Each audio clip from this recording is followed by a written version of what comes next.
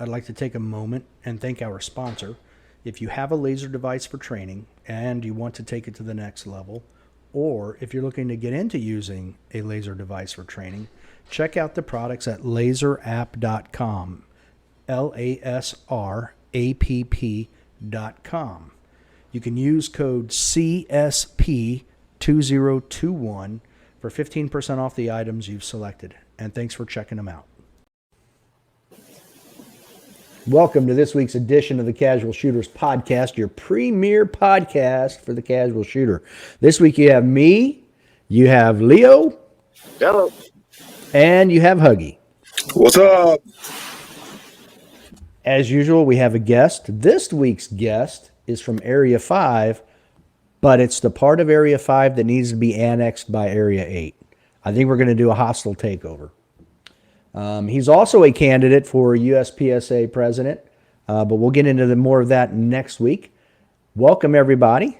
Steve Moneypenny to the show. How you doing, Steve? Hi, I'm doing great. How are you? Good. Really good. Why don't you take a moment and introduce yourself real quick?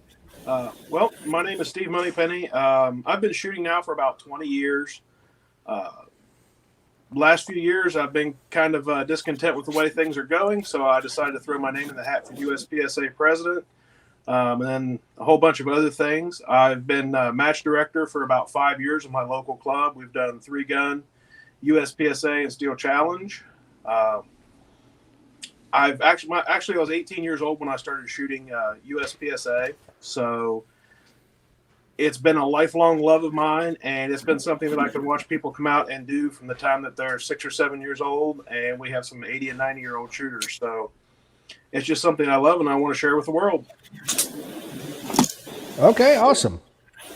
All right, so Steve, what we normally do, as you've probably heard, because you said you've listened to some of the episodes, is we start off with 5 questions where we get to know our guest, in this case, get to know Steve.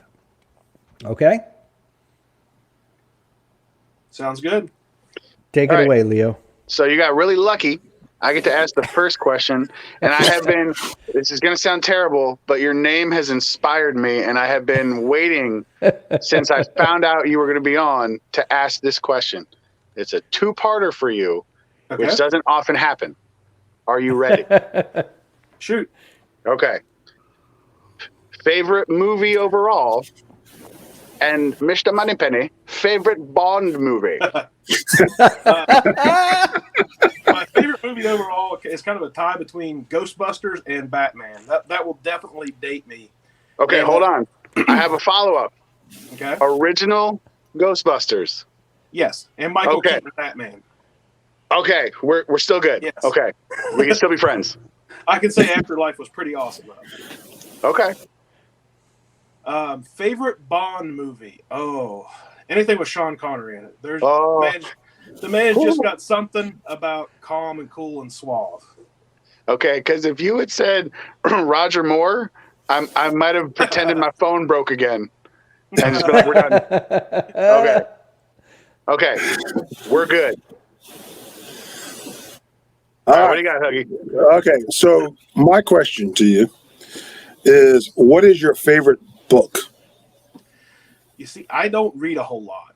So my favorite book, I used to read a lot, but I've gotten away from that in the past decade or so. My favorite book is Practical Shooting Beyond the Fundamentals with Brian Enos. I've probably read it about 6 times, and I find something new every time I read it. And I also have it on audiobook. Nice. Okay. I'm going to add something into this. So, where do you call your hometown? Where is your hometown area? My hometown is the closest to the city of Weston, West Virginia. Guess what? My wife is from Glenville, West Virginia. Oh my God. Exactly. So that's why I said I think we probably ran into each other or passed by each other many a times because we go back there to go hunting. I don't know, all the time. So absolutely, no doubt about that. Yes. So go Glenville State. What year did she graduate high school? Oh, gosh, yeah. I don't want to date her because if I do, I'll be in trouble. If you tell me you dated Huggy's wife, I will vote for you for president. No questions asked. I can't tell you that because I've never 100%. dated a graduate of Glenville State College. You will get my endorsement. A few college people, yes, but I've never dated anybody that graduated from the high school in Glenville. You should have lied, man. The funny part is, Huggy's north of 50, so chances are you didn't. Yeah. No, you didn't. You probably dated her. You probably dated a cousin or two of hers, but that's about it. possible. Yes. So I would have taken extended family members. So when I think you made a comment earlier about how all of us had nicknames and you didn't. Mm-hmm. I think we just call you since you went to Glenville State. Of course, their mascot is the Pioneer. Mm-hmm. I think you fit that perfectly. I think that should be your nickname, the Pioneer. We might be able to do that. There's a lot of things I'd like to pioneer in this sport. Exactly. See, I think it's perfect for you. So I actually graduated from Glenville State College, and when I say Weston's the nearest town, most people never figure out where exactly. it is. I am exactly in between Weston and Glenville on US 33, and I'm sitting 40 feet from the road right now. See, trust me, I know it very well. Go by it all the time. So, and also a former movie star, well, actually still a movie star, went there, played football for Glenville State, then transferred out. Can't remember that Channing dude. was there when I was there. Yeah, Tatum Channing. So there you go. He went to Glenville State College. Channing Tatum? Yes, that guy. That guy too. That's what I said. As his cousin. Yeah. Cousin, correct name. Yeah, that's cool. Like, Taran Butler. We don't take Huggy out very often. That famous guy whose name I don't know. Yeah. Exactly. Right. Yeah. So anyway, we're going to move on to the next question. Next question for you is, who is your favorite superhero? And you can't say underdog. Yes, you can. Well, since it was one of my favorite movies, definitely Batman. See?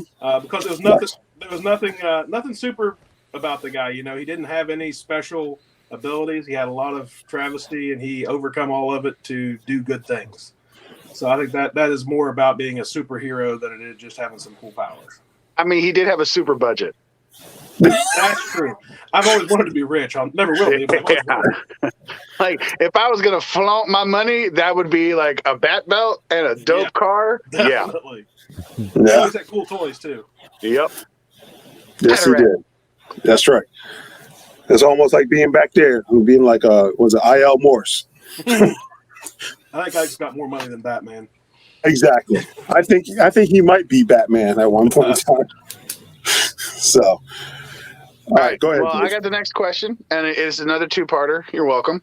Your favorite gun and your favorite caliber, and they do not have to marry up. My favorite gun's the SIG P320. It just kind of fell into. I heart you. I kind of fell into it because of what Team SIG was doing. I've handled one and loved it. And my favorite caliber is not it. Well, I guess there's like 3 of them that exist, but is the 10 millimeter. I grew up hunting, fishing, and stuff like that, and more power is always better. And my first production classifiers were a Glock 20 and 10 millimeter. A little overpowered for production, but got me classified in D class. Smith & Wesson just came out with M&P in 10 millimeter a little bit ago. That. Yeah, Julie Gollop did a really good video about it. I have high hopes for that gun. I haven't got a chance to get my hands on one of them yet, but Bruce has done a handful of P320s. It's a very interesting platform. The fire control units are about the same size, and they actually have a 320 out there that'll take STI mags. So if you look at Mason Lane's videos, the not the one he actually won nationals with, but some of the others, he has the prototype, and it's pretty amazing. So that'll be something easy to stick up to 10 millimeter. All right, Steve. I know this is not I did a quick Google search of you earlier, and I know this is not your first time you've run for office. Uh-oh. Hopefully it's my Now- first successful one. Now, what can you tell us about your foray into politics in West Virginia? Money wins elections. Okay. I ran for House of Delegates in 2008 as kind of a political stunt to get my name out there with real estate. I didn't do real well. I learned a good bit then. And in 2020, I ran again more seriously. I had a really good plan going into it, and then COVID struck. And our governor told us we're not supposed to see people, we're not supposed to go out anywhere, do this, do that. Meanwhile, my day job is I work for the Office of Emergency Management. So it would be rather ridiculous of me to be standing there telling people one thing and then doing the opposite. So I did not get to do the door-to-door that I was hoping to do. The good thing is, much like this USPSA election, there were a number of good candidates out there. And I think there was 7 or 8 candidates running. It got boiled down to 2. The guy that won the Republican primary, he was also running on a very similar platform as I was. And things lined up pretty good. You know, if I'd have known he was running beforehand, I probably would not have ran against him. So I learned a lot which I hope to bring into this election. And when I joke about it being successful versus unsuccessful, I think, you know, you don't win every match you shoot. A lot of them you learn from. So after seeing how things have went since he's been in there, I'm pretty glad I didn't win that one. I've been elected to a few things before. I was president of the Board of Realtors and vice president for 2 terms. So the election process is a rather interesting thing, I think. Okay. Well, I I think that's- like your motto that you had on there is that you're always learning. That's one thing I saw on there. You're always learning, so that's a good thing.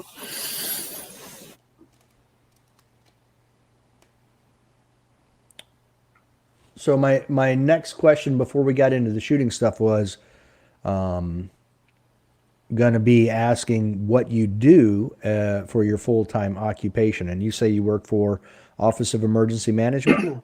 I work for Lewis County. I have 2 or 3 titles. I first is addressing and mapping, which basically we assign addresses and we make sure the maps are up to date. My other title is the floodplain manager, which is basically code enforcement. There isn't any really building codes, electrical codes and stuff enforced on a residential level. So with FEMA losing a ton of money on various hurricanes, they started requiring us to keep track of every new thing built. So that became the floodplain manager's responsibility. So I do those for the county. I'm also the secretary for the planning commission. I'm also the secretary for the Lewis Upshur Local Emergency Planning Council. So basically we do that. Ties in a lot with the floodplain manager. And I am also the secretary for the advisory board to the 911 council.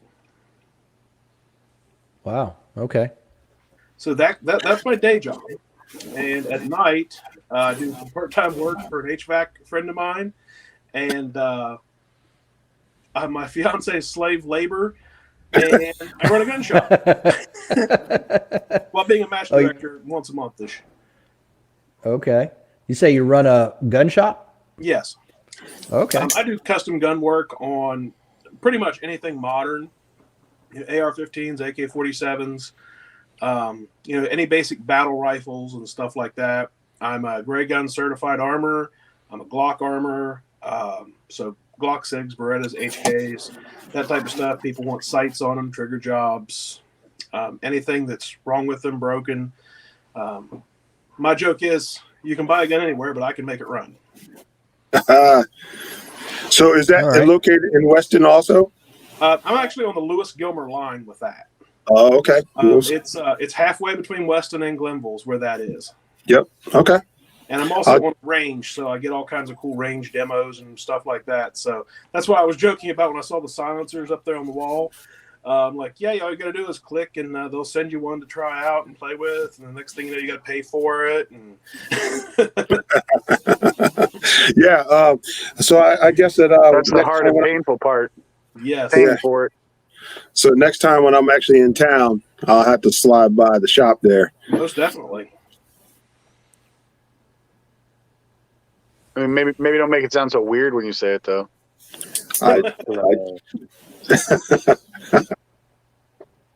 I'll stop by the shop there. There you go. Thank you. No, Thank you. All right. For those in the audience listening, so where in West Virginia are you located? North, south, east, west? Is this an explicit show or G-rated? We try to keep hugging under control, but Yeah, it's anything rated. Okay, so if you take the picture of West Virginia, I'm right in the middle. Okay. So all if you right. put a Now set we of know. crosshairs on us. You're pretty much going to hit Weston. Maybe just a little bit south of us in the middle. There's a little thing in Weston that says the heart of West Virginia. So yeah, we're right in the middle. Okay. I-79 goes straight up and down through the state, and we're right off of it. Yep. Yeah. Get off at Burnsville and keep going. Oh yeah. All right. So now talking shooting. When did you first shoot a gun? That's a really good question. I think I was about four or five, behind a 22 that somebody else was, of course, holding. Earliest memories I have of guns was, keep asking my grandfather about them when I was, 3 or 4 years old, looking at them hanging up on the gun rack over his bed. But I started shooting probably, 4 or 5, somewhere around there. I wasn't allowed to carry a gun, do anything like that, hunt or anything until I was about 12. Okay. That's about right. Now, so at what age did you find the USPSA or whatever competition it was you started with? Well, I was actually watching, I think it was like ESPN or something. I was about 14, and I saw Steel Challenge on there. I thought, that is absolutely amazing. I'd like to do that. Well, of course, at that time, there was nothing like that around. So fast forward a few years, I turned 18, bought a handgun. I went to hunting and fishing days that we had at the Stonewall Jackson Dam, and Todd Jarrett was there giving a demo. So I watched his demo twice and went up and asked about it, and he pointed me to a local club that was in Clarksburg, which is about 40 minutes north of me. And when I think I just turned 19 at the time, but I made it up to that club, and I drove to Lexington, Kentucky, which is about 4 hours away, to shoot a GSSF match the fall before. So I started shooting that, met quite a few people that are still friends today at that same match. And one of them made what I thought was a smart aleck comment that, you're ready to learn how to shoot that thing, call me. And he left and didn't give me his phone number. Turns out he was an ex-Special Forces vet who was a firearms instructor and a very, very good instructor. So his name was Eric Lawrence, and I ran into him at the post office in Weston shortly thereafter, and he drugged me to an IDPA match. So I started, USPSA and IDPA about the same time. He taught me how to shoot some, and I was kind of off to the races. I couldn't get enough of it. You still shoot IDPA much now?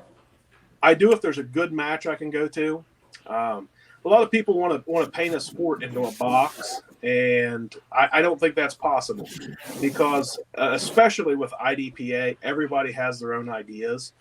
You may go to a match where it used to be a guy that was just mad because race guns got to him, and he still run a match that you would think is a USPSA match. And you'll go to a match where somebody that has never even seen an IDPA match is holding a match.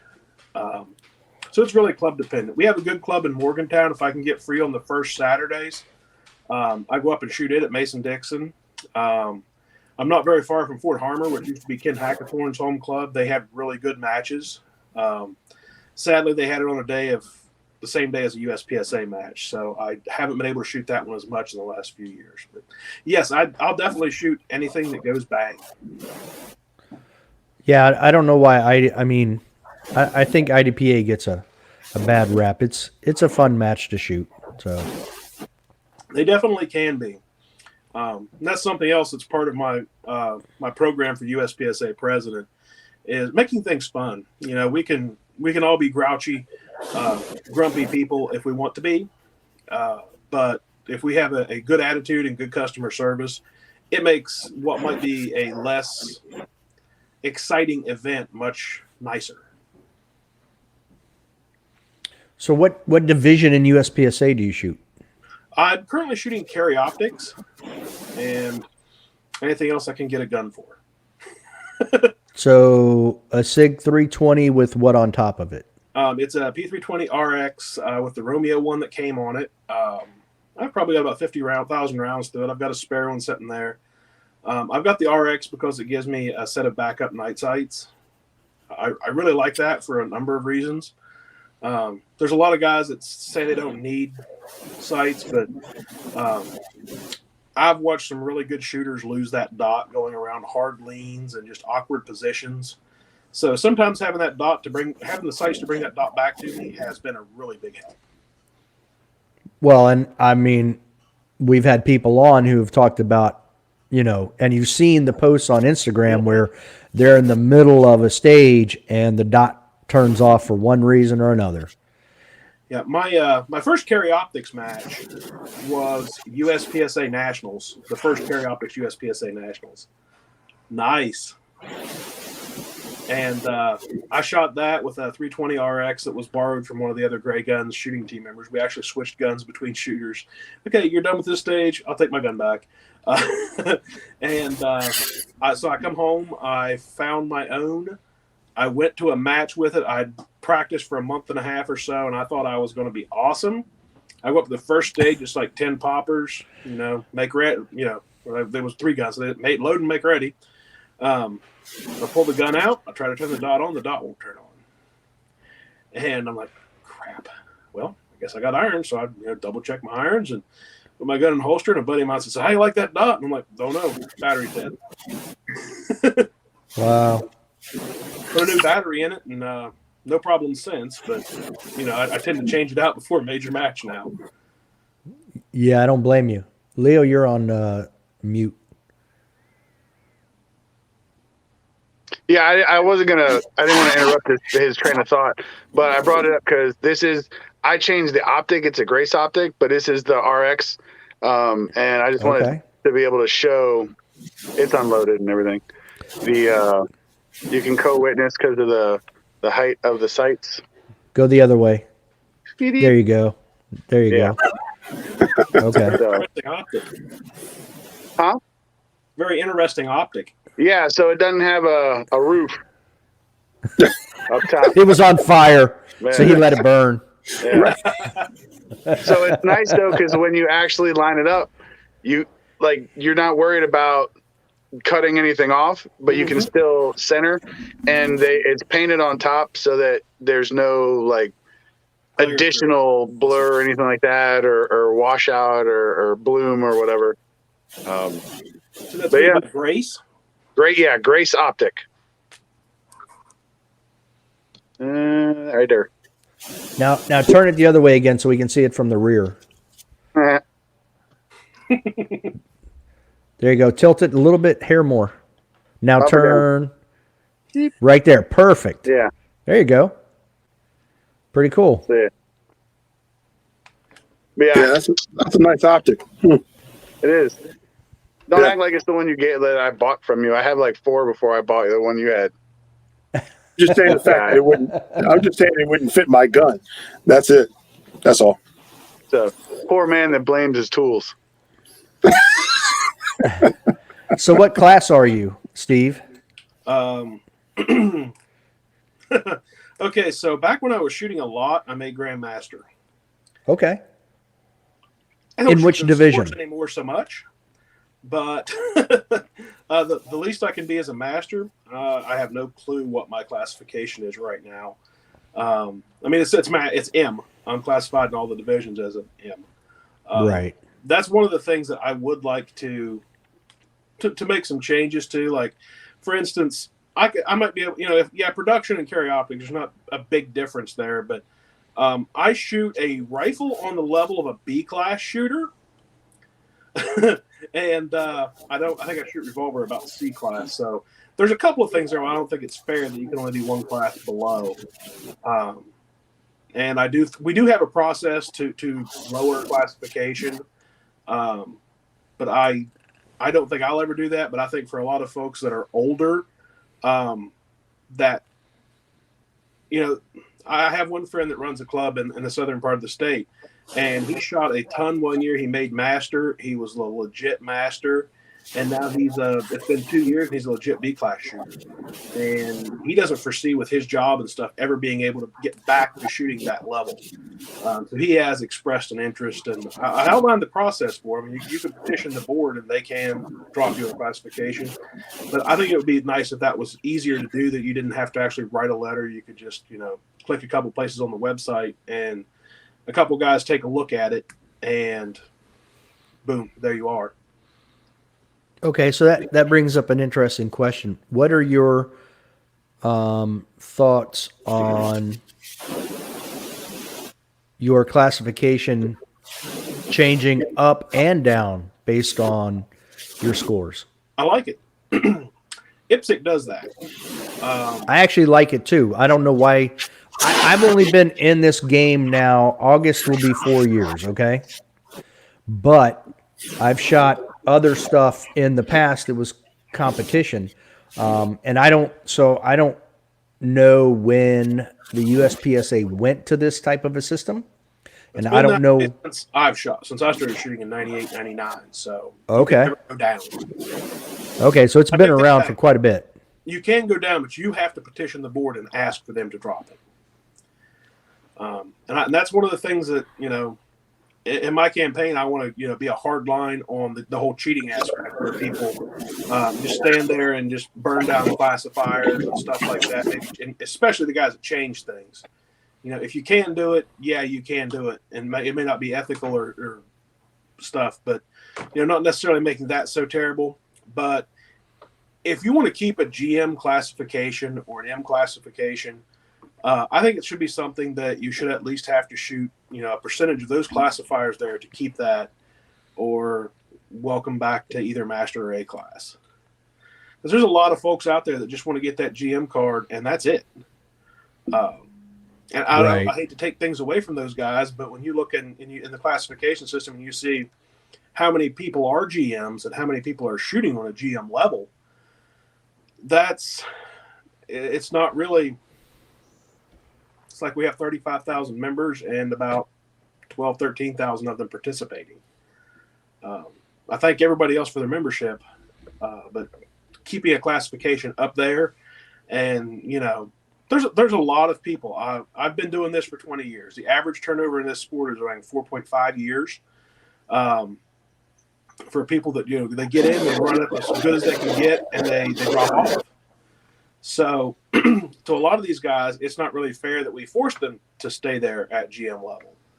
So I think having at least something there where they can go back at least one classification level if they're not keeping the classifications up, I think it would be good. I don't know how to do that to keep it from people that saying, hey, I got promoted to from master to GM by winning a couple area matches. I'd like to get a couple more trophies and maybe some stuff off the prize table. So I'm going to tank a couple classifiers so I don't have to be up there competing with the big dogs again. So I have a feeling that's why the system is set the way it is, so that you can't just go up, get your GM card and then slide back down and compete with other people at a lower level. So. I do like the way IDPA does the Distinguished Master. Basically, if you win nationals or a regional match with X amount of people there that are masters, then you get the DM. Right. You can't do that by shooting a 55-second classifier. And I haven't shot the new classifier yet, sadly. But I know they were like 90s high 90s got you master. And Dave Savigny, Bob Vogel, and a few other people were shooting low 60s consistently. I could never really break 70, but that's still a long dang way from 98 seconds. Right. Wow. Now, as I understand it, you caved to peer pressure from a relatively unknown shooter to give open a shot. Can you confirm or deny? Well, I don't know about a relatively unknown shooter. When I got the open, bug. It was because I wanted to win high overall at the matches, and it seemed like, and I couldn't beat the open shooter with my production gun. So I gave open a try. I think it was 2005 or 6, and I'll say it was the worst year of shooting that made me the best shooter. Shooting open, how do I put this? Shooting open taught me so much about my shooting that it was invaluable. But I could never get that whole dot offset down. I was always looking at the back of my gun because at the same time, my primary goal in shooting is carrying a gun. And it's always been that way. That's why I got into competitive shooting. So I could never go and just completely open. So I was always carrying an iron-sighted gun. So if you've shot much open, you know you present a lot lower with an open gun than you do a carry gun. Carry optics really brought that into me. I am building a 320 for open class. So for the people who don't know, who was the one who talked you into trying open? Max Michelle. Never heard of him. He was very convincing, especially after I paid him for a couple classes, and he watched. I bet. He's like, if you're going to go jam that much, you might as well shoot open. There you go.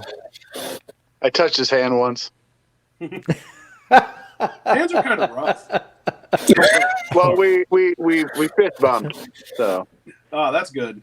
I mean, he has me to thank for winning last year, or year before, I guess. But still. 2020. And you talk about me saying creepy things, and you telling people you touched his hand.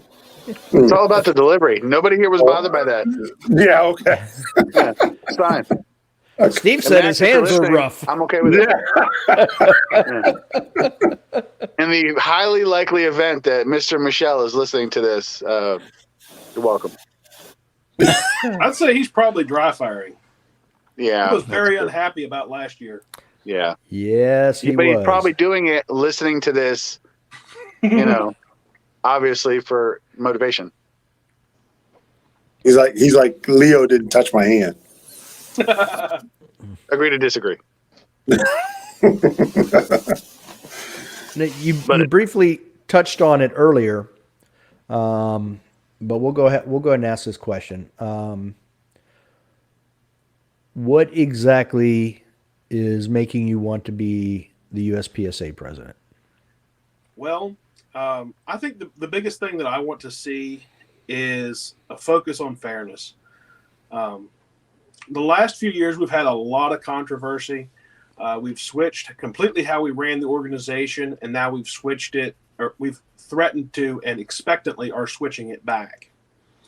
I don't want to make anybody mad that's on there because these people have all been changed out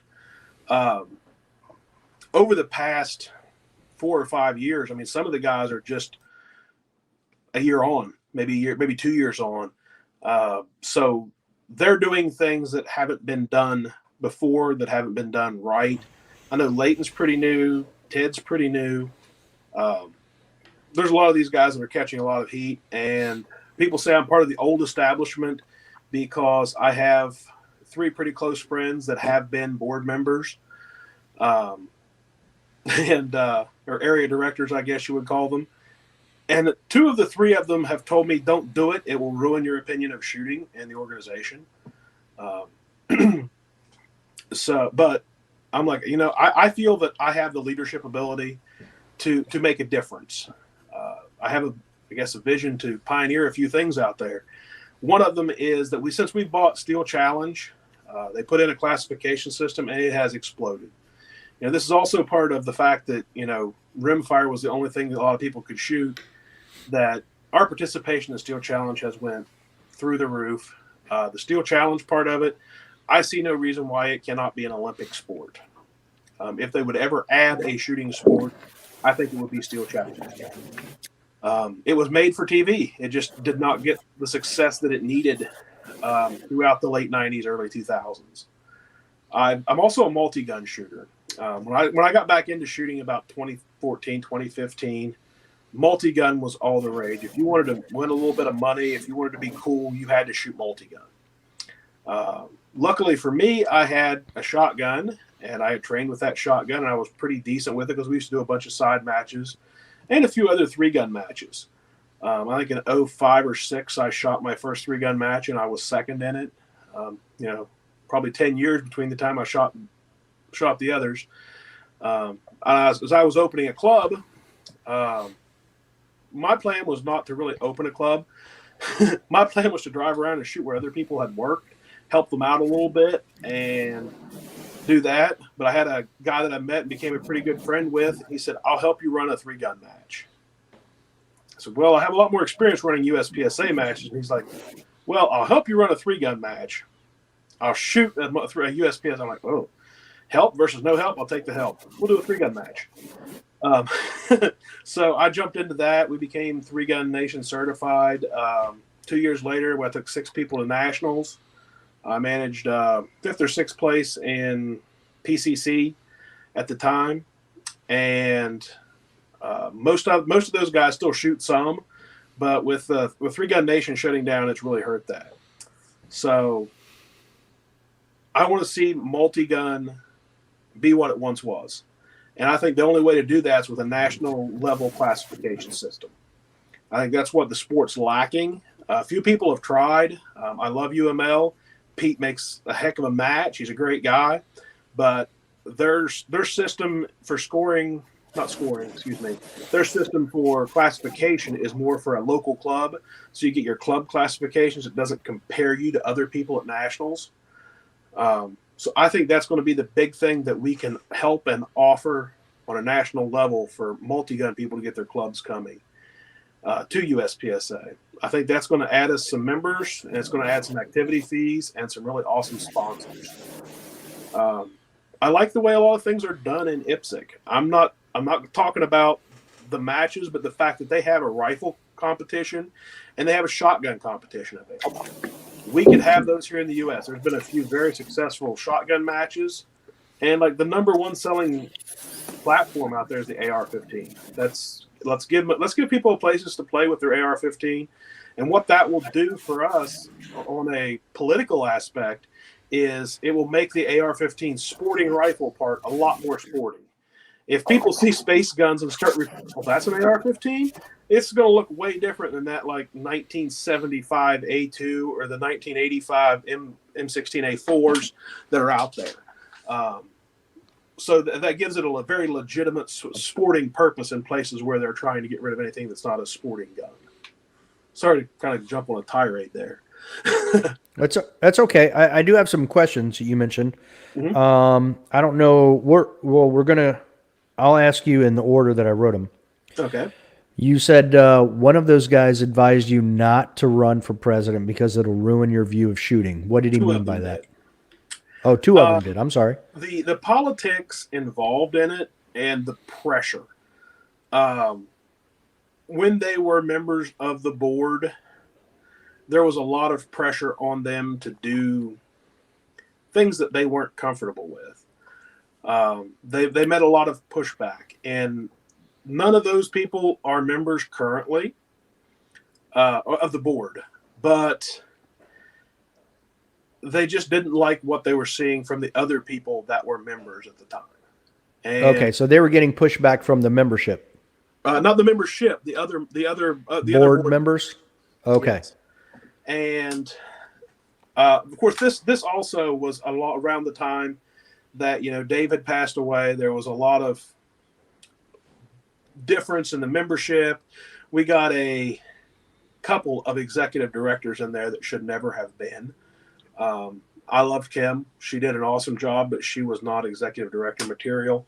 I did not know the other gentleman that was there is the reason why they gave Mike the reins, so to speak. But he did not do a satisfactory job, obviously. So then we got Mike Foley in, and Mike is a very domineering personality. I don't know how many of you guys have worked for how many people, but there's just some people that it feels like are pressuring you to do this and vote this or else. And I think that's what a lot of people felt whenever they got done with the conversation with Mike. And I know him like Mike Foley. I'm not going to sit here and trash talk him. I'm not going to trash talk anybody, especially the current board members, because I'm hoping to I'm hoping to beat two of them in an election, and then I'm going to have to work with them as soon as I do. So that puts it in a very awkward situation. Yeah. Yeah, you don't want to burn those bridges. So you talk about multi-gun and wanting to add some more stuff. There's a lot of questions about that. I'll start with, for people who don't know what Three Gun Nation was, what was it? Three Gun Nation was a made-for-TV sport that involved rifle, pistol, shotgun, and later PCC. They use a time plus scoring system. There's a bit of a flaw with a complete time plus scoring system, but basically if you took 30 seconds to do it and you got so many points down, they just add time to that. And then they add up the time of that stage, they add up the time of the next stage, and it made the math real easy. They had some fast courses. Mainly it was bay style. So that means everything would fit in a 50-yard bay. And it was made to be televised. They got on TV. They got a lot of big sponsor dollars out there. They did some shoot-offs, which are an absolute blast to do. And, it's man on man, the mano a mano thing. Jerry Micklick shooting against Keith Garcia. You got guys out there that, the gun shoots faster than the steel falls. So it's great viewership. We got into a bad political environment while Mr. Obama was president. Everything was becoming more and more liberal with the television stations, and they lost their television. They couldn't keep that going with streaming, and there were some other problems with the organization. They grew so fast they couldn't sustain, basically. Okay. So they just implode, basically? I think that's the best way of putting it. They just kind of imploded. They tried to sell. A couple of the guys that started it were working really hard, decided they want to do some other things in life, which was Rob Romero and Charles Soule. And after they left the organization, then it changed hands shortly thereafter, and things just never got picked back up. Are you looking to bring something like that to the USPSA? Not necessarily that. Now, I will say if the price was right, I think it would be a good idea for USPSA to pick that up and capitalize on it. But I think in a complete broad spectrum, I think we need to get more of a television type presence. The bottom line is, with the heads on the target, that's never going to be a huge thing for USPSA. I'm not going to stand there and tell people to take the heads off the targets. I like them. I like the targets. I come from a tactical background. If that's something that the rest of the world wants, I'll support it. But I'm not going to push that out there. But I think with Steel Challenge, we have that ability to make that almost the figurehead of the organization. With the speed, I mean, it is right there and ready for that.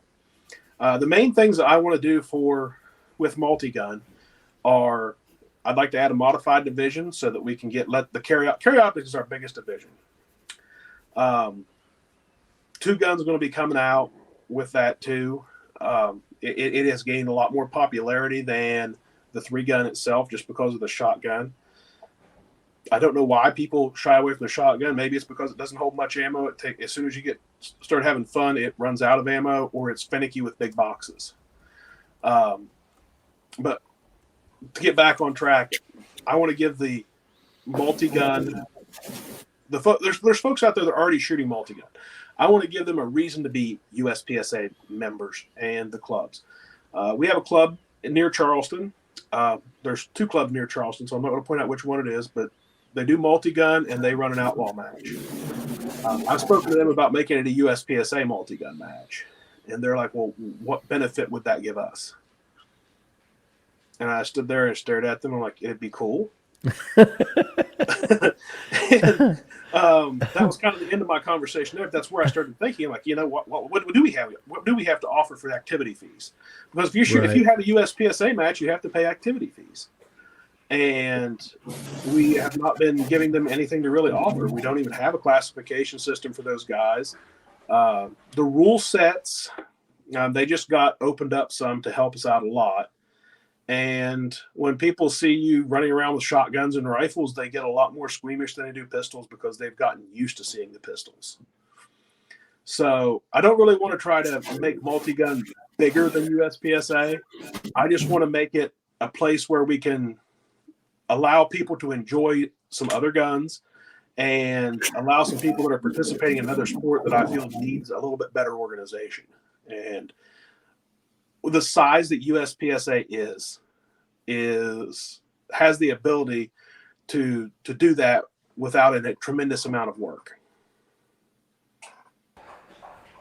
Now, Steel Challenge, what do you think about the number of stages? I've talked to probably 8 or 9 people that are pretty much at the head of Steel Challenge.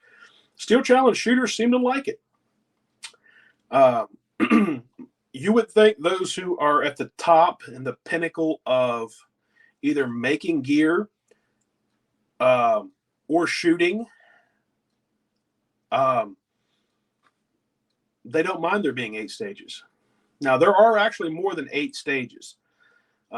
If you run a Steel Challenge match, if I run a Steel Challenge match, a lot of times I'll only run 3 Steel Challenge stages, and I'll run 2 or 3 other stages. They don't have to be as big or as long.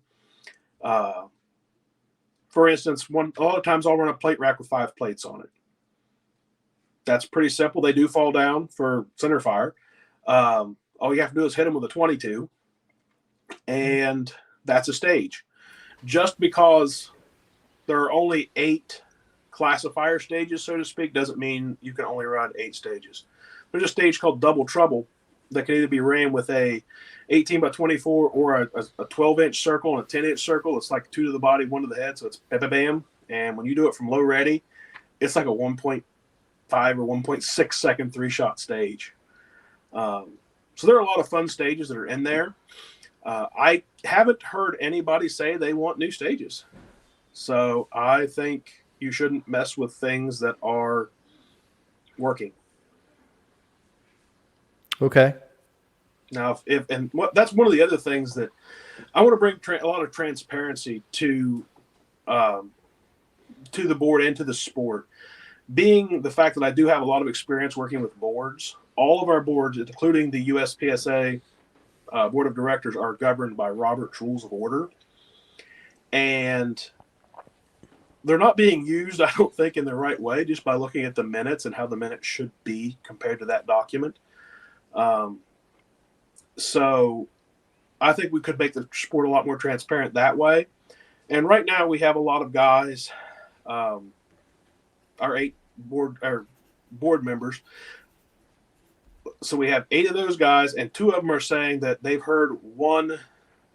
I've heard it one way from all my members, and at least 2 of the others are saying, well, everybody was going along with it. Everybody thought it was a good idea to change the rule book thing. I have some varying opinions on that. A lot of it needed done, but I didn't like the way it was going about.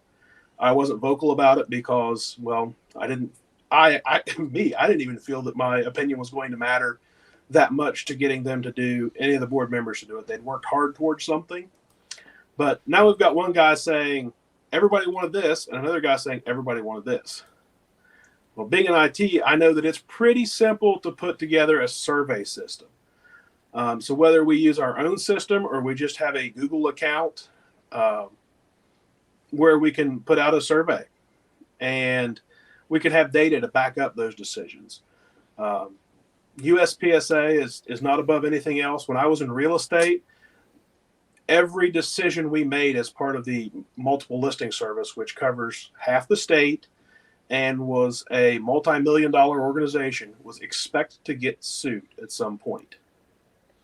So if you go in and say, all my members told me to do this, well, how's that going to hold up in court? It's not. Right. People are just going to say, bull, and the judge is going to say, how can you quantify that? How can you prove? Did you write down every time somebody said vote no? Well, no, I didn't write that down. I just kind of keep a tally in my head. I'm going to get crucified. So right. That's cross-examination is going to be fun. Oh, yes. And there are a few things that I've heard that people were unhappy about up to take it to a legal level with USPSA. And if they do that, there's been a lot of things afraid of being threatened because of lawsuits in USPSA. I think that was one of the biggest reasons that our president remained in there as long as he did, but because he threatened to sue. So I want to make it transparent enough that, let's say you guys want 12 stages. If you get enough support, I could have a quantifiable survey out there that says, hey guys, 2/3 of these guys want 12 stages. Let's put together a committee and take some stages and try to bring those in, make them provisional, take a comment period on it, not just throw the rules out there and, well, hey, I made up this new stage last night in the shower. Took a picture of a shower wall. Let's make it one. That's the way a lot of rule changes seem to be going. Flashlights seem like a good idea. Let's make flashlights legal. And now bathrooms are where most dudes have their best ideas. That's all I'm saying. Me too. But I think we should run it by some other people after the shower before we implement. Fair point. Steve, don't make me pull up your Instagram page and show the video of you with a flashlight under your cig. Yes, sir. I have one. You know what's funny? What's that? I got accused of some dirty dealings there. Uh-oh. It was Christmas time-ish last year, and I wanted a new holster, so I bought myself a new holster for Christmas. It's the Carpe Nocturum holster. It's got a picture of like a skull, and it's this seize the night is what Carpe Nocturum means, versus Carpe Diem. Everybody knows what that means. So right. At the time, I was carrying my 320. Like I said, I'm an 03, so I have a number of 9mm silencers, and they work great. So my bedstand gun, a lot of times, is at 320 with a silencer on it and a heavier trigger. I don't use my competition FCU. So 20 rounds of 9mm subsonic and a flashlight and a silencer. Well, I wanted to carry that gun with a flashlight on it with my threaded barrel. So I ordered a new holster.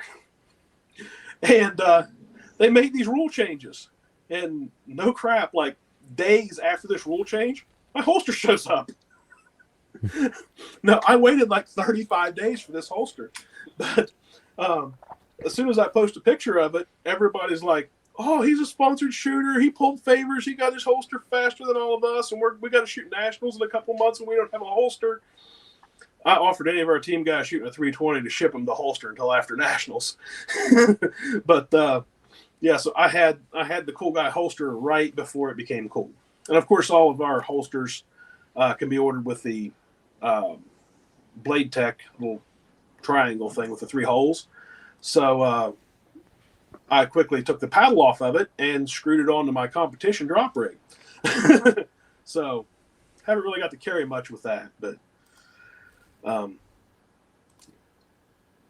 I am shooting with a flashlight on to see how well I like it. And I kind of like the muzzle weight out there.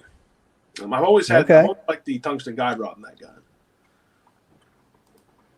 Okay. I was pulling up the minutes real quick before I ask you a question. Well, the minutes have seemed to have gotten better. They have started increasing. And a lot of this stuff that I'm saying, the board has started moving. I'll say to deal with Jake Martins. There was a time a year or two ago when there was some hate going on for Jake. And I have to say I was never vocal about it, but I was part of it. I'm like, what the heck's this guy doing? And then the more I start looking, the more I keep seeing. He wrote like 7 or 8 articles for this last magazine, the Front Sight magazine.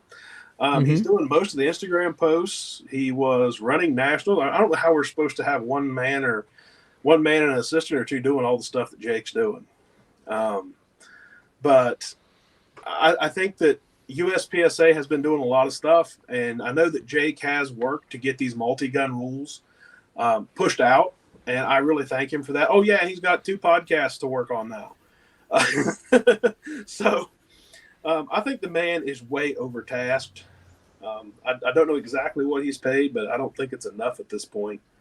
Hopefully, if I can get elected president, I will help him with some of the obviously the Nationals events and stuff like that, because that is the primary duty of the president.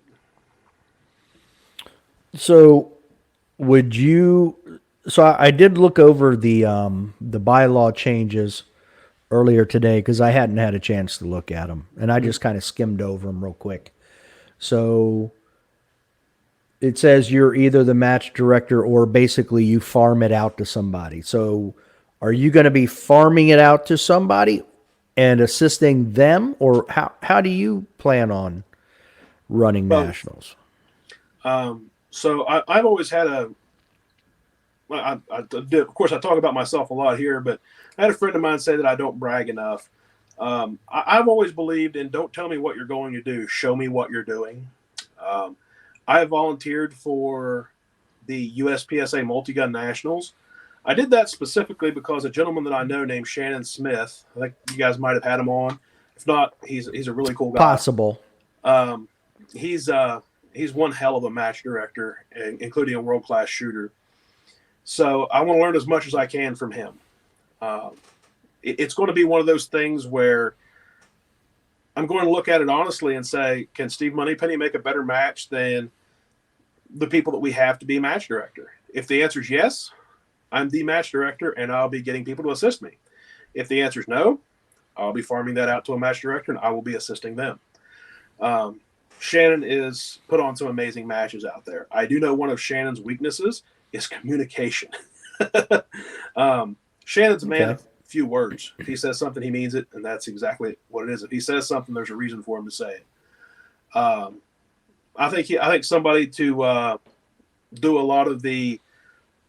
Let's just thinking of this way in a match with Shannon. I think that Shannon's the best match director of getting things done and putting them on the ground. I think somebody else that works with the sponsors and the coordinators, does all the talking and all that juggling, would take a lot off of his plate and let him be an even better match director. Now, if I find, if there's another very charismatic person, I might be a better person to organize and set that out there. Maybe, we're looking at it's a very unique presidency we're looking at here. I almost want to call it a lame duck presidency, and I don't mean that to anything to do against me, Matt, or anybody else that might win. Right. You realize 18 months from now we're going to be running again, right? Yeah. Yep. So it's going to be, what did you do as president? Well, in the last year, I've learned this organization needs about 10 years worth of work. So I don't feel that I may not be able to run 2023 Nationals, but I will definitely find the best person to do that is willing to, if I can't. And it will come down to a decision of, what are the facts at the time. Okay. Talked about voting and stuff like that earlier, or a few minutes back. Now, what are your thoughts on live streaming the monthly BOD meetings and having live voting? And I'll compare it to, I'm sure you guys are the same way in West Virginia as we are in Virginia. You have a board of county supervisors who sit up there and vote on stuff all the time. Where we work, they live stream that. Mm-hmm. So if you're in the county, you can watch it And you can see them take the votes. You can hear them discuss stuff. You can see and hear all of it. So what are your thoughts on setting up the board of directors like that, where the discussion is heard? There's an actual video library of these meetings that you can go and listen to. Clearly, they would have to time out for, things that are executive privilege per se. Mm-hmm. But other than that, I think it's awesome. I'll support it and I'll do everything I can to make it happen. I think that in the past, the events of the past 10 years have made people look at the people that have been there for the past year or year and a half with a lot of disdain and not trusting what's happening. And I think we need to act like we're untrustworthy to prove that we're trustworthy. Put us under the microscope. If you think any of us are out there to do anything but the best for the sport, then, why would you be? What are you going to gain? I do know that one person a few years back, there was a person that got onto the board of directors that purely just wanted to go to the World Shoot, and that was the best way to go.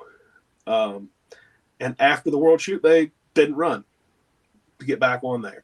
So yeah, there are some fringe benefits to being an area director, but they're basically not totaling more than $5,000 a year. And when you realize how much travel costs and all that stuff, and if you guys are shoot very many majors and you math out your budget, it's not a whole lot of money. And that's reimbursed. We're not handing them, and they're not anybody handed $5,000. right. But I think we need to be put under the microscope. We need to be putting out minutes that are very detailed. If there's discussion involved, the gist of that discussion needs to be put out. Let's just say we want to talk about adding 22 division. Now, this is a hypothetical. Let's talk about adding a 22 division. Well, there was discussion. Area 4 director laughed and said, "We're not a kids sport." Area 5 director thought it was an amazing idea. And when it came down to vote, this area director, here's a roll call of the votes. And Area 7 said he dissented because of this and was against it, even though the motion passed. That type of thing needs to be put out there. One of the other things is, as the president, I do have control over how the meeting goes. I'm really a lame duck in most of this. Unless there's a tie to be broken, I don't really have a big vote. But I can make sure that the motions are clear and concise before accepting them. People talk like the president has a lot of authority. They don't. The eight guys there have the most authority. The president officiates the meeting, and how that authority is used to make that meeting good, bad, short, long, can very much be tossed around. So, for instance, if we're sitting there talking about something, I said, "Can I get a motion for that?" And some other guy says, "So moved." Well, that doesn't hold up in court. That's BS for one thing. So the motion doesn't even clearly get stated, and you get somebody that says, "I'll second." The secretary may not even notice who that is. That they're trying to type and get that in. So could you please clearly and concisely state your motion, and then they can make that motion.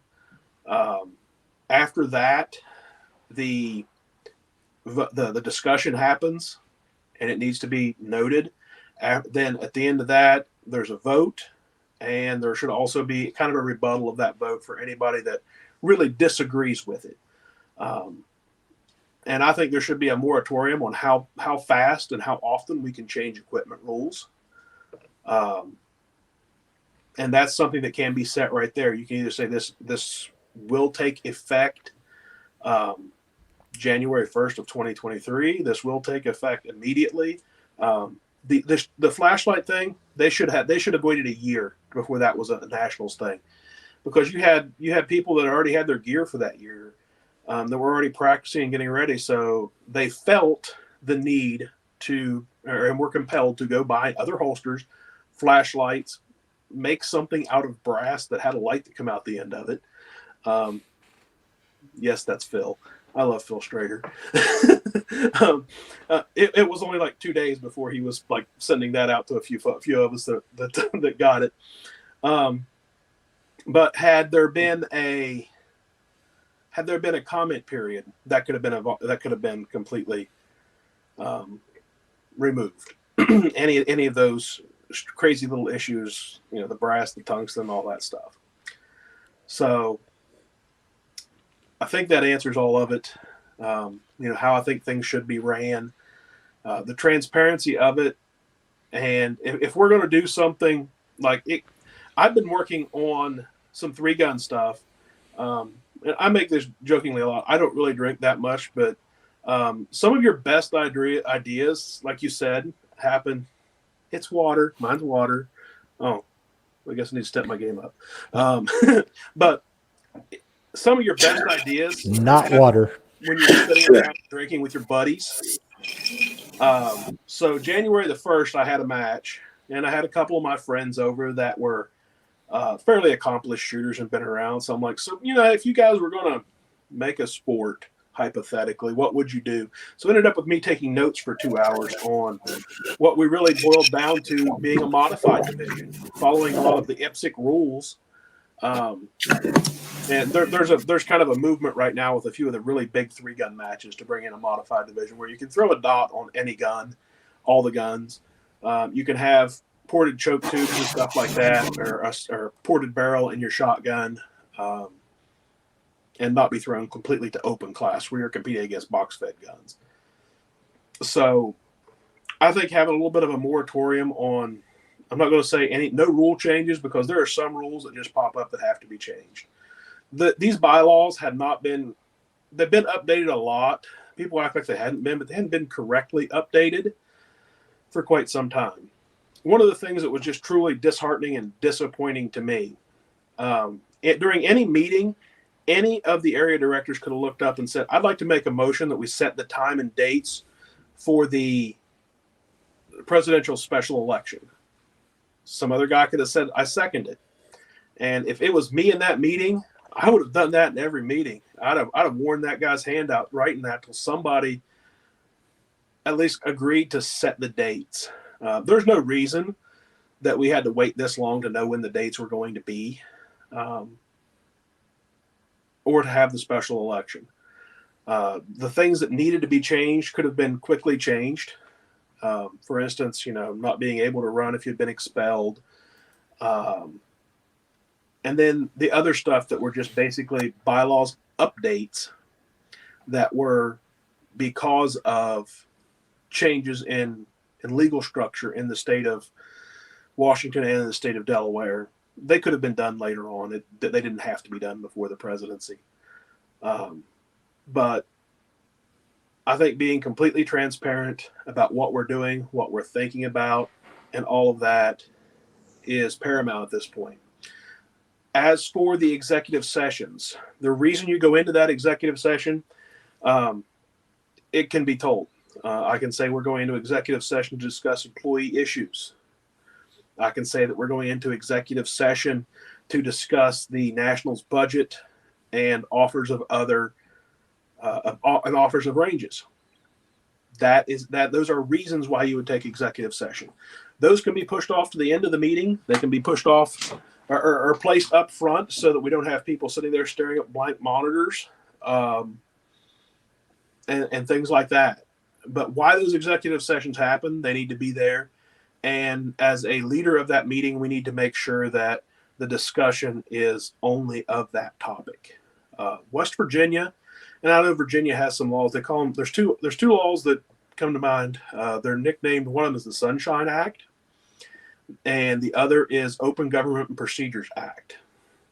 The Open Government Meetings and Procedures Act basically states you have to have an agenda. You're not allowed to talk about what's not on that agenda. And if there's an action item required, it is to be on that agenda as an action item. Those are the things that our county commissions, like you guys were talking about there, and it's a parliamentary procedure that has to be done. And I think enacting some of that, maybe even putting into our bylaws that it shall be done that way, will protect us and will protect our board of directors and will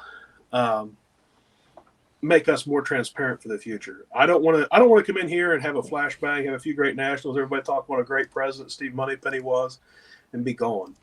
I want to build this organization to be better than what it was before.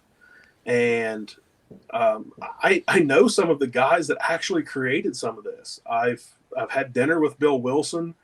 I shot at Ken Hackathorn's home range. I've had a lot of discussions with him about the differences and the changes in the sport. Todd Jarrett's been there for decades. He's the first guy I ever saw shoot fast. So I know most of these guys, and I know they want to see this sport prosper, and they want to see us do things that are going to be, one, financially intelligent and stable, and make this sport something that we can pass on to our kids and our grandkids. Okay. All right, I've got a pretty important. There's been a lot of talk about people who were banned for life and then allowed back in, and things like that. So I've got something that I want to show you, and we're going to hypothetically pretend that you're the president, and I want to know, if this was brought to your attention, how you would handle it. Oh, I see what he's saying now. And I'm like, oh. And I'm like going, okay, that wall. Oh. And then, are you okay, Leo? I know it's not loaded, and I know he's not going to shoot me, but he's literally pointing there at my image right now, and it's freaking me out, man. I know, it's you're like, well, for me, where are you at? You're like, So you have someone who virtually shoots another person in the face. Why?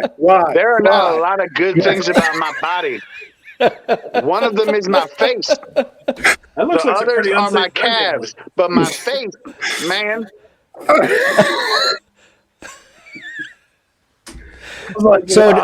So does Huggy get a life ban? If it were up to him, I'd have no bottom jaw.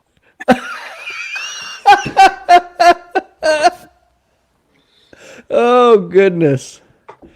I like to play that whenever I get a chance. I try to work it in because it's hysterical. Oh, my Because it's not gosh. your face. I will never live it down. Just never, ever. The only reason I'm still alive right now is because we're not in the same room. And it was air. I was going to say, it was CEO. It was the cool Air fire killed trainer. Jason Lee. The cool fire trainer. It would have been the laser that killed you, not the. I would have gone Air. blind and never be able to be a pilot. Unloaded gun, never have killed people so many times. I think those school fire trainers, they might throw a BB or something out if you're not careful with that. There's a lot of compressed gas there. Did you learn anything from Alec Baldwin? Yes, I think Alec Baldwin should have watched my video. Maybe he would have learned something. Maybe. I doubt I it. think he did watch your video. Learn how to get away with it. Exactly. Loaded.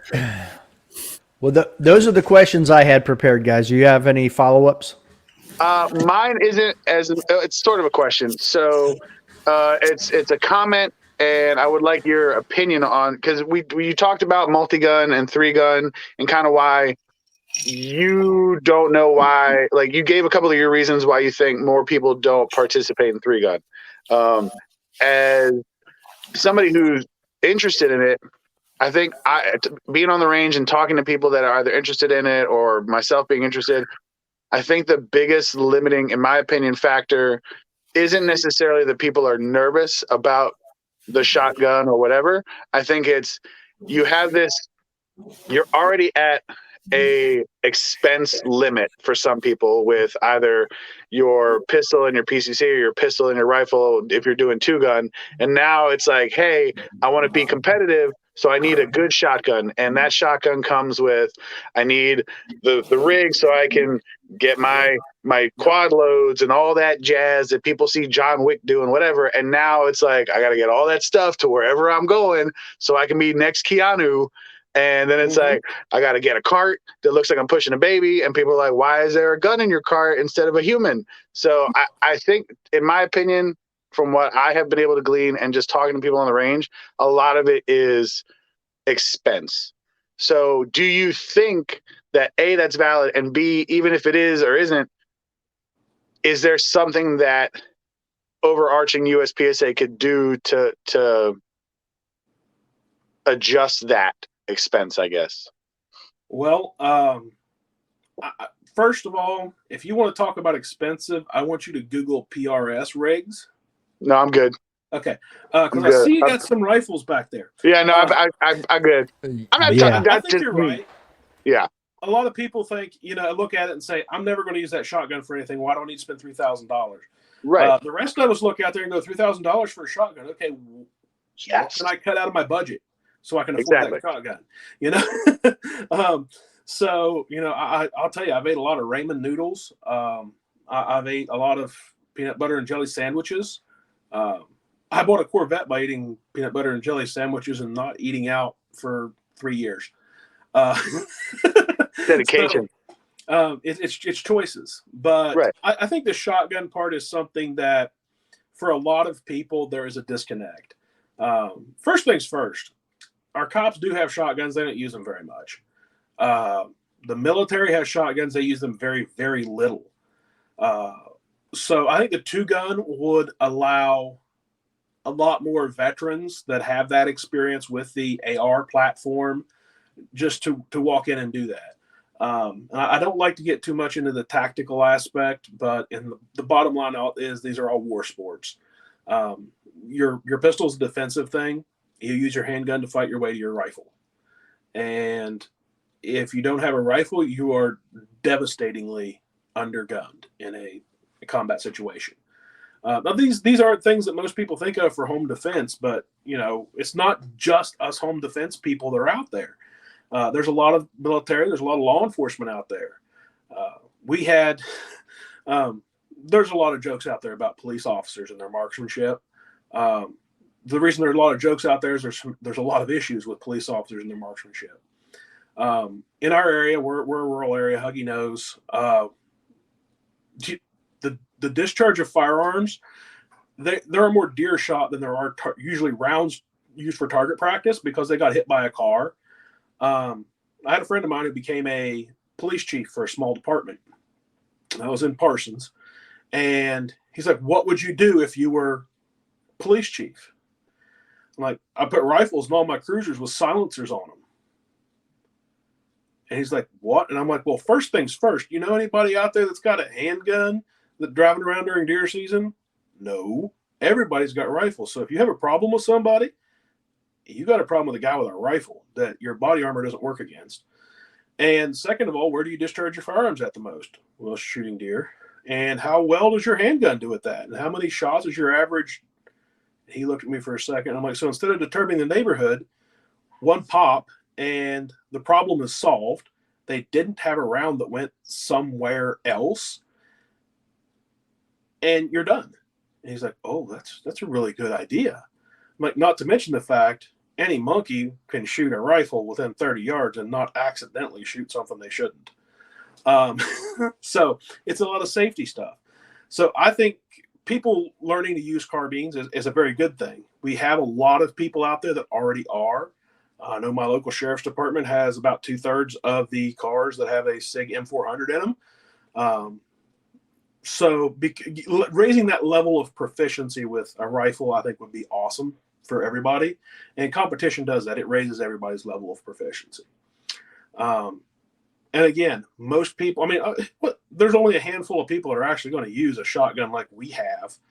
And they're not even really good shotguns for birds or anything like that because they have 12-round tubes and stuff like that. So I think that barrier of entry does affect a lot of people. Is it the money? I'm going to say 10 or 15%. Okay. Because these guys, if you ever been to have you shot much 3-gun?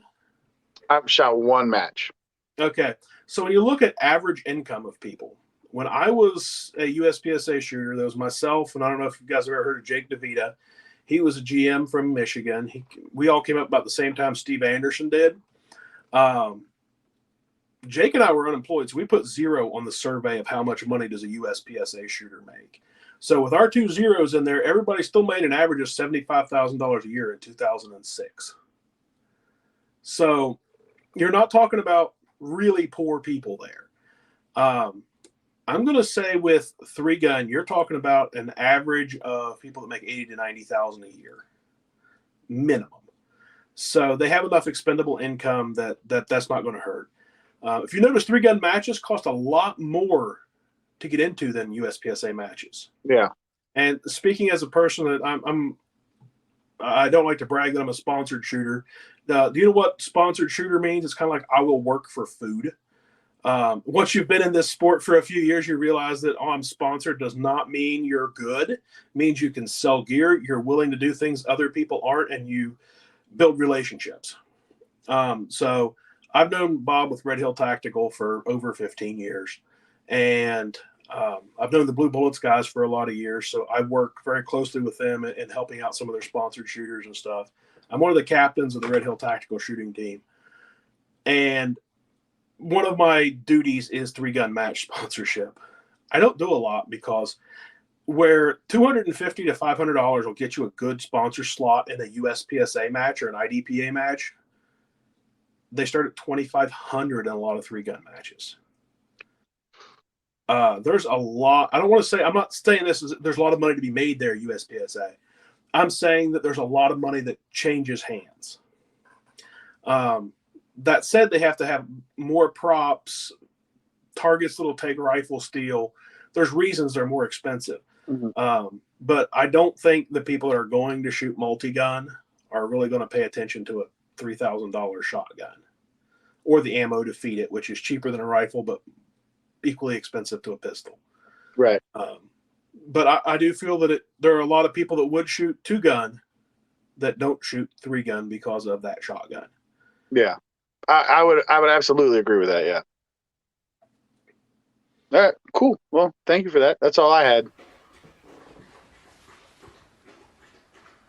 This is kind of going back to guests getting to know you even better, because being that you're from, the Weston Glenville area, I can ask these questions. So, so you already told us that you're, being a sponsor for Blue Bullets and everything like that. I've seen a couple pictures of you with the cool Blue Bullet jersey and everything on. So, does your wife shoot with you?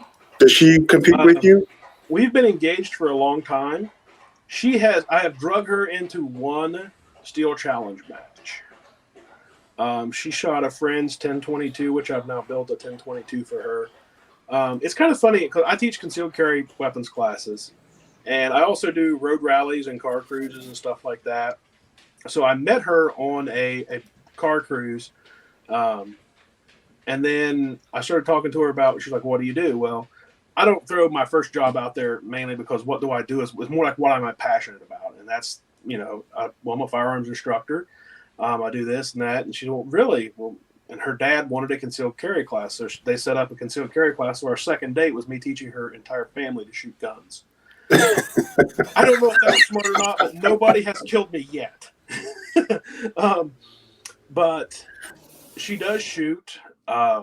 She does not compete, and I'm thankful for that because I could not afford the ammo for both of us to compete. Right. Figured you probably reload yourself. So, and speaking of reloading, what system do you use when you're reloading? All of them. Okay, great. Okay, so I use a Dillon 1050 for my 9mm match stuff. I have a 550 with an external swager on it I use for most of my rifle. I don't reload a lot of rifle because there's not as much money to be saved in it. Where I'm on the Blue Bullets team, of course, I get a discount. And the coated bullets, there's a reason they're number one. It's that you can save money over the copper jacketed bullets. So I can really knock down a lot of the expense there. The 9mm brass is fairly inexpensive, and it's easy to reload.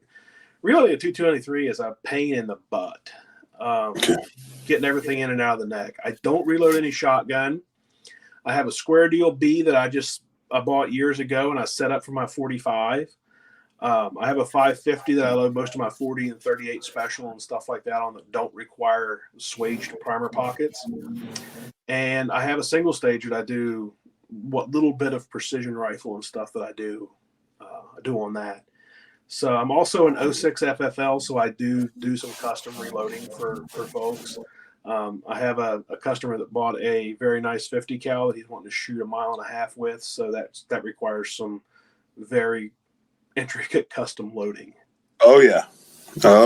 So I can understand that. I see you said you like cars, and particularly there's a gentleman down there. I call him Dad. Pretty much the black sheep of the family with him. No pun intended on the black sheep part. But however, you probably know him as Danny Maxwell. Yes, exactly. I knew you were going to laugh. Danny. Oh yes, Danny and I are very close. He's like my dad, and everything. So, what is your favorite car? Muscle car or? Wow, I have the same problem with cars as I do guns, and I used to have them before I met my fiance. I love them all. Okay. Is that Chevy Nova? I'm gonna say my favorite car ever is also defined by when I kind of got into shooting. I've got two of them. One is the WS6 Trans Am, which I have two of. I have one WS6 and one regular Trans Am, and the second gen Viper GTS in blue. Gotcha. Just that one. Nice. Not the other color, just blue with white. I don't have that yet. I was actually looking at Vipers when I bought my C5 Corvette, but the barrier to entry wasn't too far apart, but every single part for the Viper cost a lot. The headers were double. Cam was a lot of ramen. That. It's a lot of ramen. Yep. I don't think I could have sustained that for too many more years. But I'm also 6'4" and I weigh in about 300 pounds. Viper's pretty tight. Yes, it is. It is a very tight car. That's why I don't have a Corvette myself, because I ain't going to fit in it. So, but all right. So here's another. I guess I saw that you volunteer as a firefighter at one time, or you still do? No, I've never been a fireman. I think running into a burning building is insane. Yeah, not all white people look the same, Huggy. Oh, sorry, my bad. And I couldn't have my beard if I was a fireman because you have to put a breathing apparatus on. No. Well, I understand that, but you know what? It's out in the Weston Glenville area. Things happen differently. I just happened to saw where you had something going on with the volunteer fire department, so I was like, I work with them as much as I can. I try to get them some funding at times. I teach at a lot of fire departments. Okay. That does help bring them in some money for their meeting rooms too. Right. I have a lot of friends that are firemen, and joking aside, I work with a lot of them. Technically, with my emergency management, I am a first responder. They have been pulled out to do traffic duty and a number of things, different times. But no, I would never claim to be a fireman or a police officer. I haven't served that and done that duty. Right. I have a follow-up question that I'm going to interrupt Huggy on. Can you give me, since you're here, can you give me your best traffic direction hand gestures? What's up with this? Yeah. You stop. All right, you can go. Yeah, Right. pretty much. It's just using a whole hand to point using a whole hand to point with because people don't pay attention too much. When we did this COVID thing, we gave 700 to 800 shots a day for the first 4 or 5 clinics. And that's not much for you guys that live near a big city. But when you realize that our entire town has 5,000 people and there's 17,000 in my whole county, that was a pretty big accomplishment. So getting those folks to back up, getting them to trust me to tell them when to stop before they hit something, they were just probably looking in the rear view like, I'm going to get eaten by a giant if I get out of my car. But yeah, it's rather hilarious to see how many people, other lane, Right. I better run. Right. Well, I have to say, fortunately for me, the chief over there in Burnsville happens to be my brother-in-law. Oh, awesome. So yeah, Kenny Summers happens to be my brother-in-law over there. So I get to have fun when I go down there. Where do you call home now? Front Royal, Virginia is my home. Oh. So that's where I'm at. But we go back to Glenville as much as possible. And I love it back there. I love it. I have so much fun. I feel like it's actually my home because I feel peace and I have lots of fun. It's the only place I know you can get a side by side and just drive into town and be like, nobody's going to say anything. Yeah, and that was illegal up until this year or last Exactly. year. It was illegal, but nobody cared. Right, exactly. So I love it. And I go deer hunting back there on Venoy Ridge and all that. Or a piece up the creek. Yes. Literally, there's like 500 feet of creek when you go up this thing. You have to drive up the creek. There's no other way. Yes. Yep. So I love it. It's basically home for me. So, question for you. I know you talked about shotguns, and I know I've seen you shoot shotguns on a YouTube video. But what is your favorite shotgun? What is the shotgun that you shoot? My next one. Okay. My favorite shotgun of all time is the Benelli M1.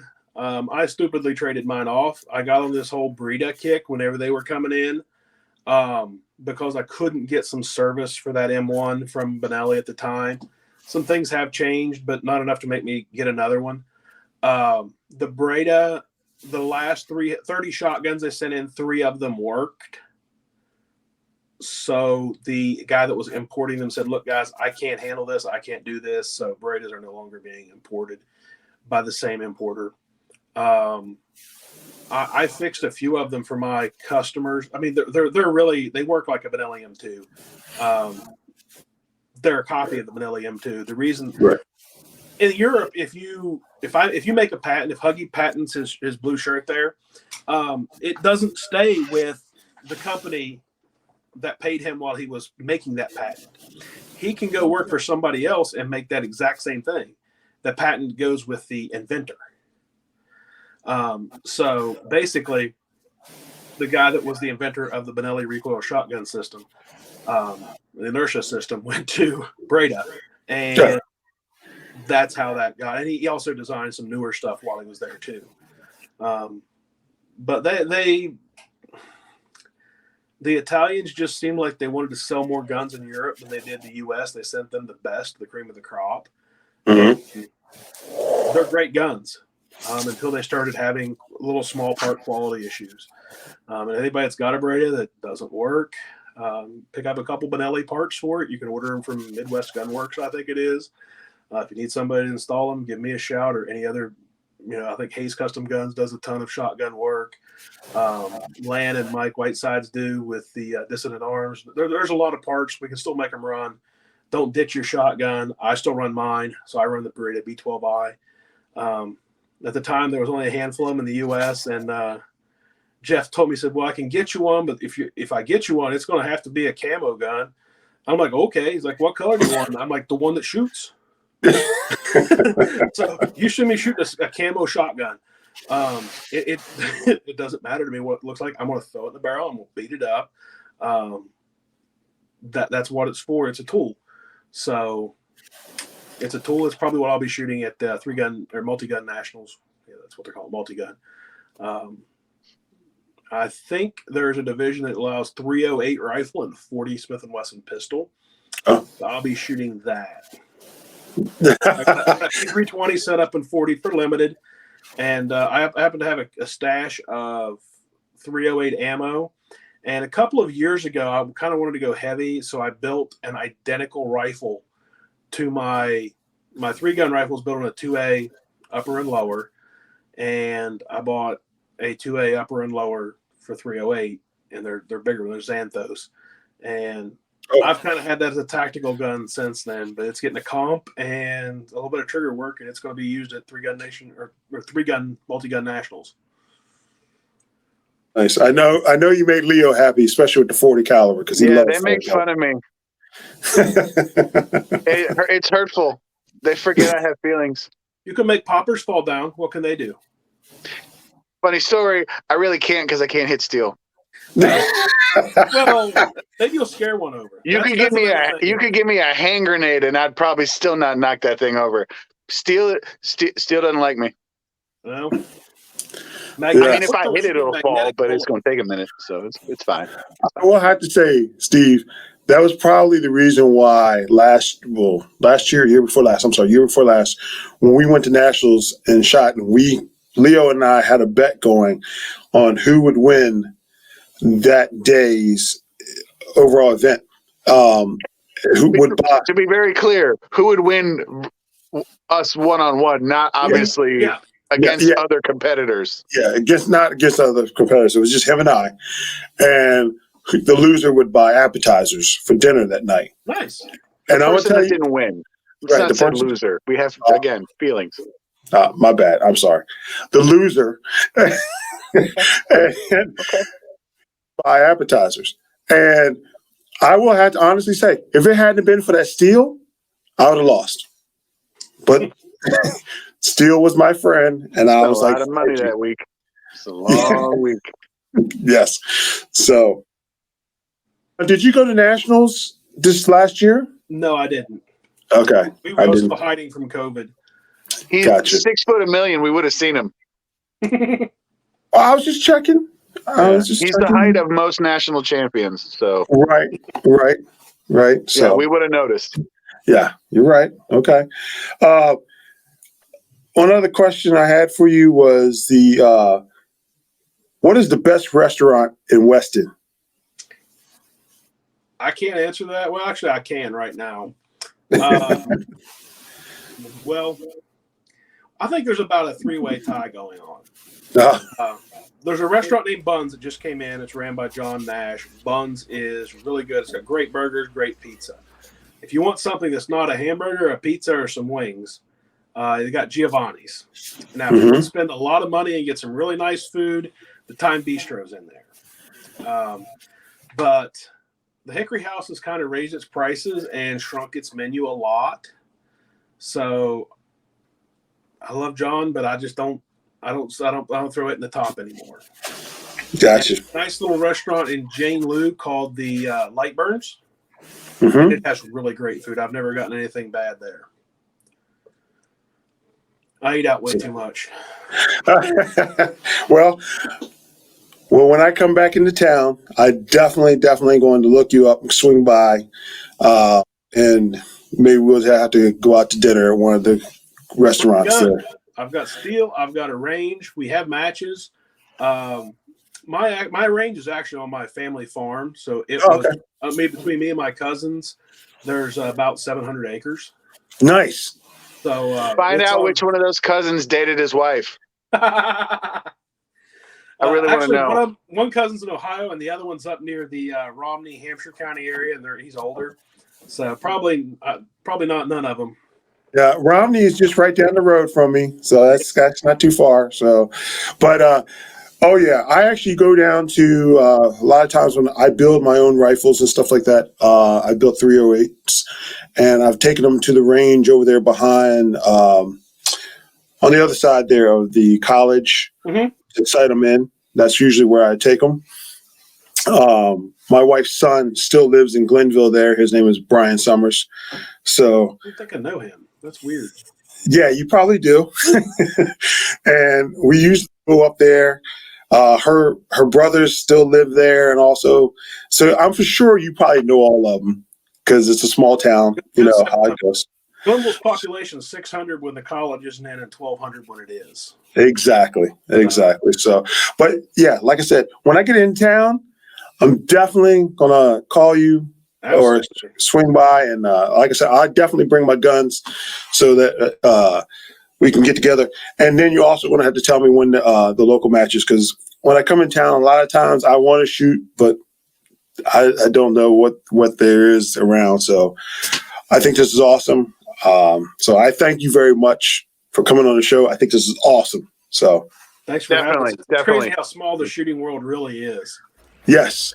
You know, This is more talking than Huggy's done in 70 previous episodes. Yeah. Just I saying. also like to point out Rain Man over here is like just jack jawing all night long. I mean, some of us have to go to bed. No. Definitely. Yeah, definitely. Yeah, I have Jeez. an RO class that I'm leaving. Leave the for man tomorrow. alone. Sorry, it's like family. Tomorrow I'm I'm so going to stop by the excited. shop and Red Hill Tactical Shop up in Hagerstown, and then head on up to York, PA. I'm taking my an RO class for the third time for first RO class to get my certification re-up so I can work nationals, do all that. Then 2 weeks later, I'm taking the CRO class, and like I said, I'm trying to prepare. Right. If I do manage to win, I don't want to be, oh yeah, I won, now what? You know, it should just be X, Y, Z, put this into motion, and I'm also kind of got my job here set up that they made it a full-time job, but there's a part-time job instead of full-time, but there's no way it's a part-time job. I'm not going to get into the math and stuff of it now, but I'm pledging to be a full-time president because I think there's a lot more work that needs done. Wow, Dave got cute really quick. What happened? Yeah. His mini horse just showed up. So I think being a full-time job, there's a lot more that can be done, and you know when it's your primary goal and objective, I think mountains can be moved if you're willing to work for it. There you go. Well, cool. All right. Well, Steve, thanks for coming on the podcast. We appreciate your time and the information, and I hope to see you on the range. Oh, definitely, and we'll see you next Thursday, right? The 24th? Absolutely. Yes, See you sir. then. Thanks for having me. It was a great time, guys. Thank you very much, Thank Mr. you. Moneypenny. Thank you. Until next time. Don't be a little bitch. Yeah.